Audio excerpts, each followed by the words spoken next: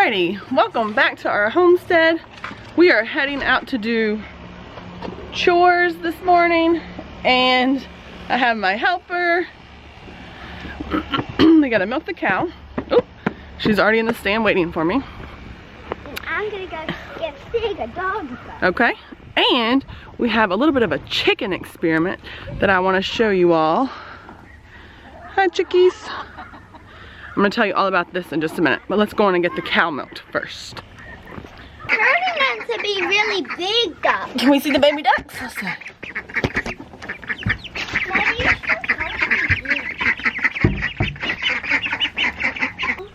Can you run get the milk bucket, please? Right there in the basement. Alright, so we are going to milk Miss Buttercup. Buttercup, can you say good morning? Buttercup. Let's see if she'll speak to the camera. Nope. She's too busy eating her grain. She's not going to speak to the camera this morning. So I am going to get her cleaned off. We are actually calf sharing with her right now. We have been putting the calf up at night and then milking Buttercup in the morning so that we have milk, and then we let Buttercup and the calf back out the rest of the day so that the calf can still nurse. So Buttercup is dripping with milk right now. She is ready to be milked.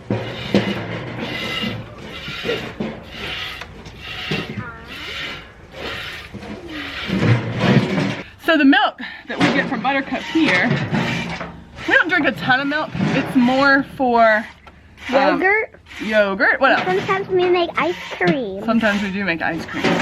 Butter, yogurt, and then we keep a little bit for milk. We also have been making some soap out of Buttercup's milk. Oh yeah. And we have a sheep dairy close to us that may have some bottle lambs that we may be getting in the next several weeks. And so we've actually been freezing some of Buttercup's milk so that if we get those bottle lambs and they need milk, Buttercup's milk is actually going to be better for them than us buying colostrum or milk replacer from the store. So we are freezing some of her milk for that also.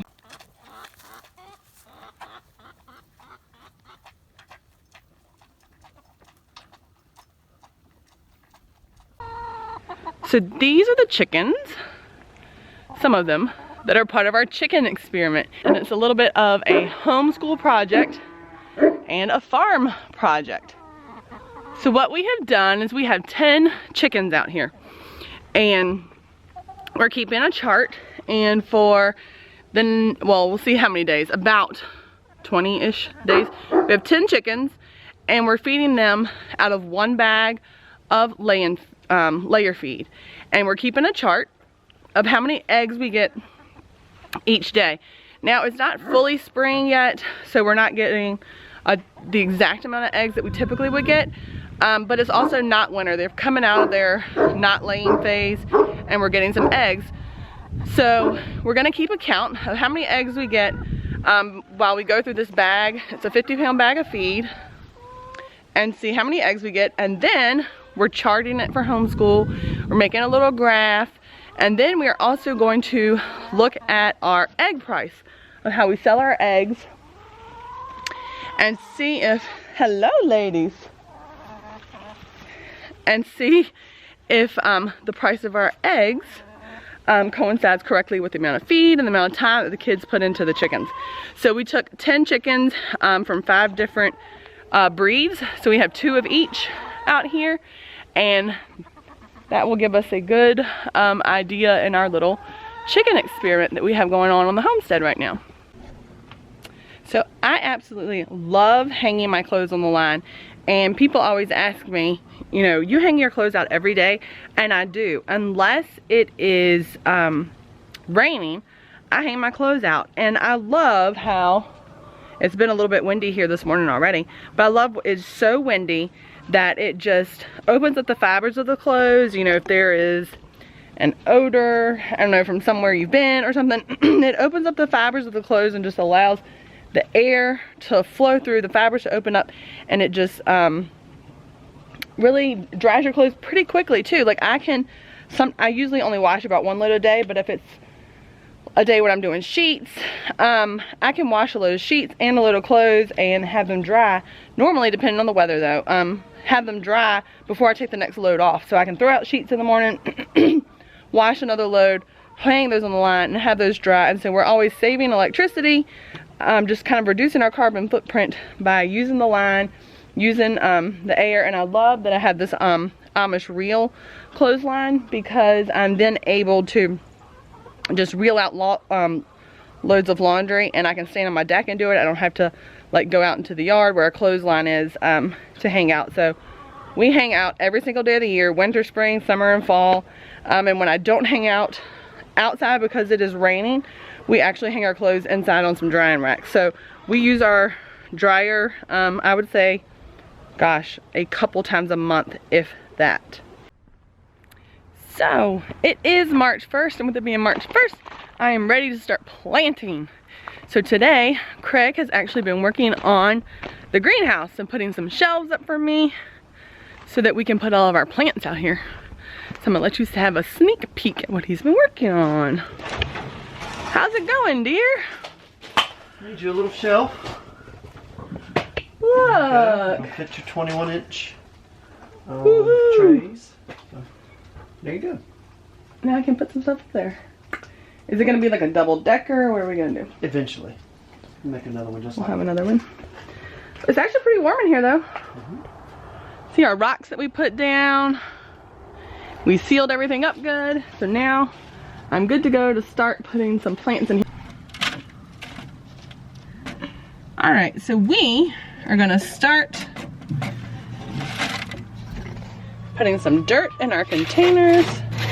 This is just a few of them, and we're gonna start some lettuce and some kale. So I've got these from Baker Creek Seed Company, and I'm going to plant today. We're gonna start some red kale, some Rocky Top, which is just a lettuce blend, and I'm gonna start a few in the containers that I can then plant out. But then I'm also in a few weeks going to sprinkle some in the garden, so it'll just grow where we can just cut it and it'll keep growing back. I just ran out. It's okay, just get some more dirt. So my helper is filling up the pots for me. The bag is too wet. All right, I'll help you. And then I have another, which is like a 4 Seasons lettuce blend, and we're gonna plant some of those today as well. And then I'm gonna work on eggplant, tomatoes, several varieties of tomatoes, and peppers.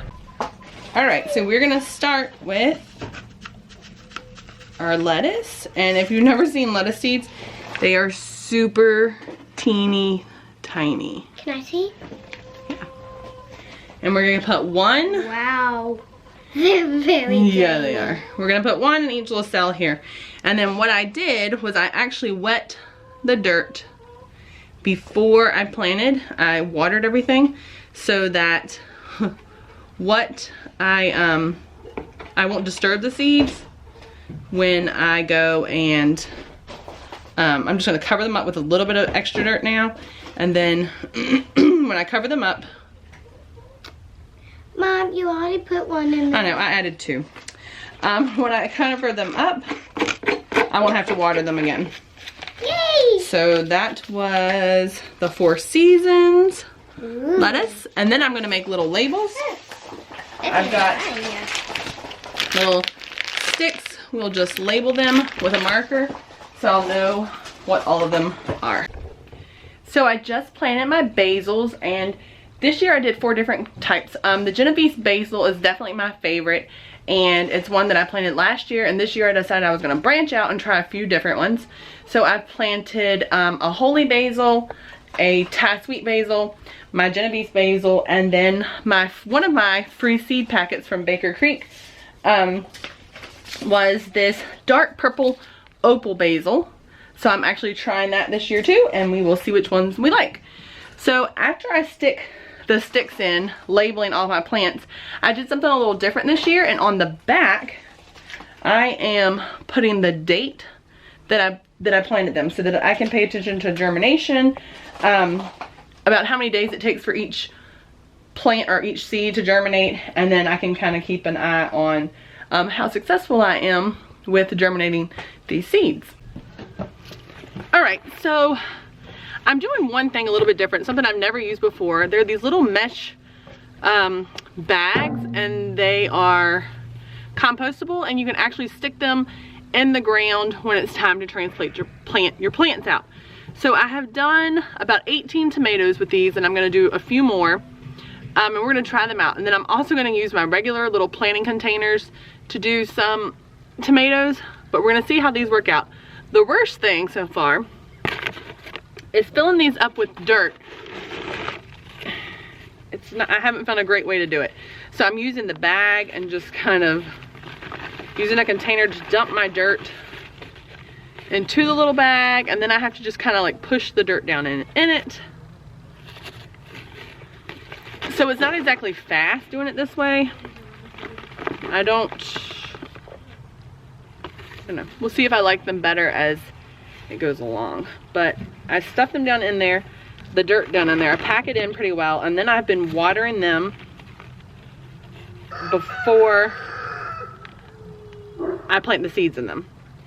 And what I'm gonna do, you can buy nice trays online and things. It's not really in my budget this year, and I just had these containers already downstairs in the basement where we had ground some chicken feed before. So I'm taking these and just lining them up in here. I can fit about 18 of these in this pan, and then after we plant the seeds, we will actually water these from the bottom. So I'll pour the water into the pan, let them soak everything up, and we'll see how I like them. You're doing that pretty good. Well, thanks. So I'll keep you posted, and I'll show you some tomatoes that I've already done also. So I have everything planted. Here's some lettuce, kale. Here's some of my herbs. I did some lavender, and I am not great at lavender. I am just going to keep trying it every year.